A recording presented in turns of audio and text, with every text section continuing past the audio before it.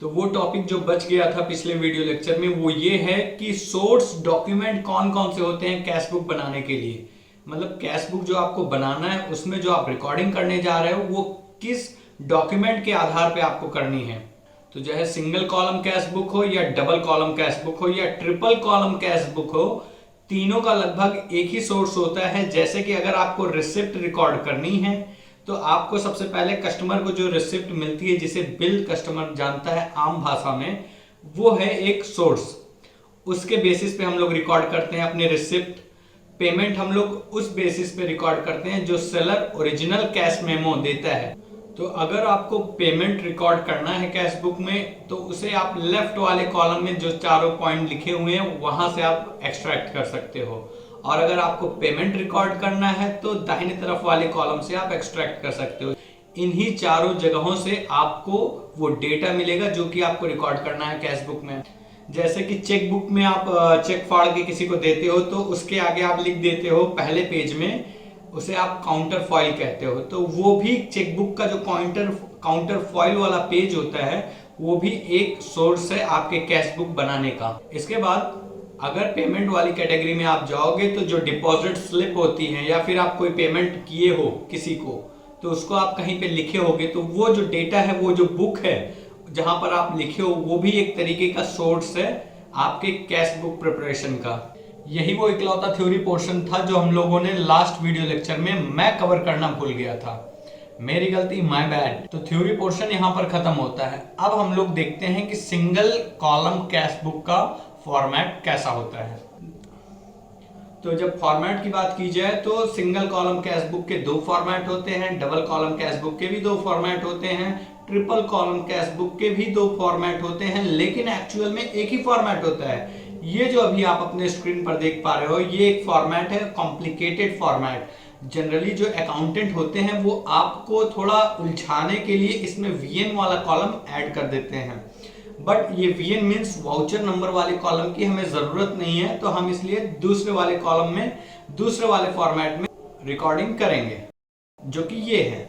इसमें वीएन वाला कॉलम नहीं दिया गया है, सिर्फ डेट पर्टिकुलर अमाउंट दिया गया है। तो देखो, जो भाई आप पैसा आ रहा है वो लेफ्ट यानी डेबिट साइड लिखना है, जो पैसा जा रहा है वो आपको क्रेडिट साइड लिखना है। बस सिंपल सी बात है। आपको एक ही फंडा ये प्रिपेयर करके रखना है दिमाग में कि जो भी हम बिजनेस में पैसा आ रहा है वो डेबिट साइड लिखना है, जो बिजनेस से पैसा जा रहा है वो क्रेडिट साइड लिखना है। अब बात करते हैं डबल कॉलम कैश बुक में। तो जैसे कि इसमें एक कैश का कॉलम रहता है, जो अमाउंट का कॉलम आपने देखा वो कैश का कॉलम है, उसे आप कैश समझो। लेकिन इसमें एक कॉलम और ऐड हो जाता है, बैंक का भी एंट्री, बैंक के भी रिकॉर्ड्स यहाँ पर ऐड किए जाते हैं। जैसा आप देख सकते हो कि डेबिट और क्रेडिट दोनों साइड अमाउंट के साथ एक कॉलम ऐड हो गया है जो कि है बैंक। तो अब सिर्फ हमें कैश वाली चीजों का ही रिकॉर्ड नहीं करना है, अब हमें बैंक से भी जो ट्रांजेक्शन्स हो रहे हैं वो भी रिकॉर्ड करना है। इसे ही कहते हैं डबल एंट्री कैश बुक। तो मेनली यही दो टाइप के कैश बुक होते हैं, सिंगल कॉलम, डबल कॉलम।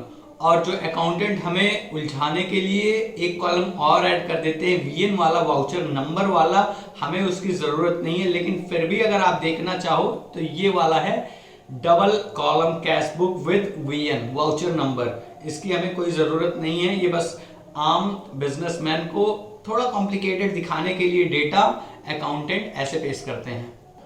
और ट्रिपल कॉलम कैश बुक की बात की जाए तो देखो, कैश, बैंक और उसके साथ साथ एक कॉलम और ऐड हो जा रहा है जिसे हम लोग कहते हैं डिस्काउंट। DISC means discount. तो मतलब आप कैश में जो डेटा, जो आप ट्रांजेक्शन कर रहे हो वो कैश वाले कॉलम में रिकॉर्ड होगा, आएगा तो डेबिट साइड, जाएगा तो क्रेडिट साइड। बैंक में जो पैसा आ रहा है वो डेबिट साइड लिखेंगे बैंक वाले कॉलम में, जो बैंक से पैसा जा रहा है वो क्रेडिट साइड लिखेंगे बैंक वाले कॉलम में। अब देखो, अगर आप किसी को डिस्काउंट दे रहे हो तो आप उसे डिस्काउंट दे रहे हो या ले रहे हो तो उसके लिए भी यहां पर एक एक कॉलम बनाया गया है, जिसकी वजह से इसे हम कहते हैं ट्रिपल कॉलम कैश बुक। ये तो थी फॉर्मेट की बात है कि फॉर्मेट कैसा होता है। लेकिन अगर अब सवाल की बात की जाए कि एक्चुअल में जब तक हम लोग एक सवाल करके खुद से कैश बुक बना नहीं लेंगे तब तक क्लैरिटी मन में आएगी नहीं कि कैसे हमको रिकॉर्ड करना है। तो चलिए शुरू करते हैं। तो अब आप अपने स्क्रीन पर देख पा रहे होंगे कि prepare simple cash book from the following transaction of mister Suresh Delhi. तो दिल्ली के मिस्टर सुरेश हैं जो कि बिजनेस अपना स्टार्ट कर रहे हैं।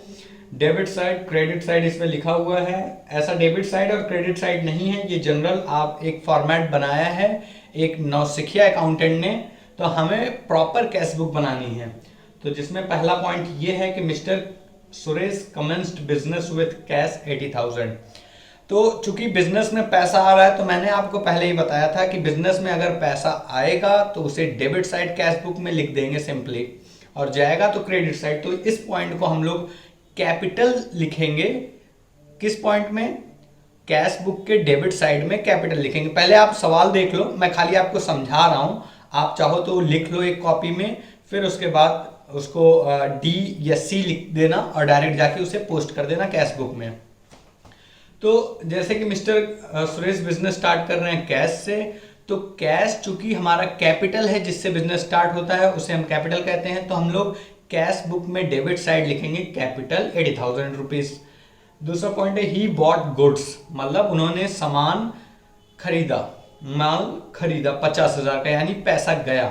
तो पैसा गया तो हम लोग को पता है क्रेडिट साइड में लिखना है, लेकिन इन्होंने अपने सामान का बिजनेस का गुड्स खरीद रहे हैं, इसलिए हम लोग इसे कहेंगे परचेज। तो परचेज करके हम इसे क्रेडिट साइड में लिख देंगे परचेज 50,000 रुपीज। फिर उसके बाद सोल्ड गुड्स फॉर कैश 40,000। तो 40,000 रुपया आया सामान बेचने से, तो पैसा आ रहा है तो इसलिए हम लोग डेबिट साइड में लिखेंगे। आप सिर्फ डी और सी करके आप लिख सकते हो कि कहाँ लिखेंगे। और अभी आप देखोगे कि एक्चुअल में सॉल्यूशन किस तरीके से है। रिसीव्ड कैश फ्रॉम मिस्टर मनोहर, तो मनोहर से पैसे मिले हुए हैं हमें 3600 रुपए। तो हम लोग क्या करेंगे कि इसे हम लोग डेबिट साइड रिकॉर्ड करेंगे क्योंकि पैसा आ रहा है। मिस्टर मनोहर 3600। इसके बाद पेड इनटू बैंक, बैंक में पैसा जमा किया, तो पैसा अपने पास से तो चला गया ना, तो बैंक हम लोग क्रेडिट साइड में लिखेंगे बैंक और 30,000 रुपीज। फिर पेड कैश हरिकृष्ण, तो हरिकृष्ण को हम लोगों ने पैसा दिया 2150 रुपए। चूंकि पैसा जा रहा है इसलिए इसको क्रेडिट साइड लिखेंगे। आप बस सी डी कर लिखते रहो। अभी देखो आप आंसर देख पाओगे कि किस तरीके से एक्चुअल।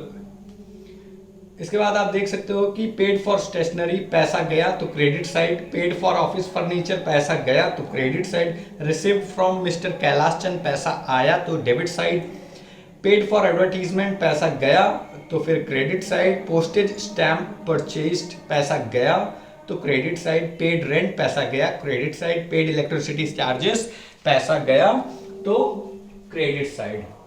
तो अब आप जान चुके हो, मैंने आपको थोड़ा एक्सप्लेन कर दिया है। पैसा आएगा तो डेबिट साइड, जाएगा तो क्रेडिट साइड, बस इतना ही कैश बुक में हमें ध्यान देना है। मैं उम्मीद करता हूं आप लोगों ने सवाल लिख लिया है और समझ भी गए हैं कि कहां पोस्टिंग करना है। इसलिए मैं आपका समय बचाने के लिए डायरेक्ट आंसर एक बार में आपके स्क्रीन पर दिखाऊंगा ऐसे। अब आप अपने स्क्रीन पर देख पा रहे होंगे कि एग्जैक्ट सॉल्यूशन कैसा है। तो देखो डेबिट साइड बड़ा है, तो पहले बड़ा सा जो रहेगा उसे हम दोनों तरफ नीचे में टोटल लिख देंगे और दोनों तरफ वही अमाउंट लिख देंगे, और जितने से क्रेडिट साइड कम रहेगा उसे हम लोग बैलेंस सीडी करके लिख देंगे। अगर डेबिट साइड कम होता तो डेबिट साइड हम लोग बैलेंस सीडी लिख देते। उम्मीद करता हूं इस छोटे से वीडियो लेक्चर से आपको कैश बुक बनाने में थोड़ी सी अंडरस्टैंडिंग जरूर आई होगी। जो बची हुई अंडरस्टैंडिंग है डबल कॉलम और ट्रिपल कॉलम बनाने के लिए, वो मैं अगले वीडियो लेक्चर में आपको कवर कर दूंगा, जिसके बाद आप कैश बुक बनाना पूरी तरीके से सीख जाओगे। शुरू से अंत तक इस वीडियो को देखने के लिए आपका बहुत बहुत धन्यवाद। इस वीडियो को पसंद आया हो या ना आया हो, लाइक जरूर करके जाना। So keep learning, keep growing, bye bye.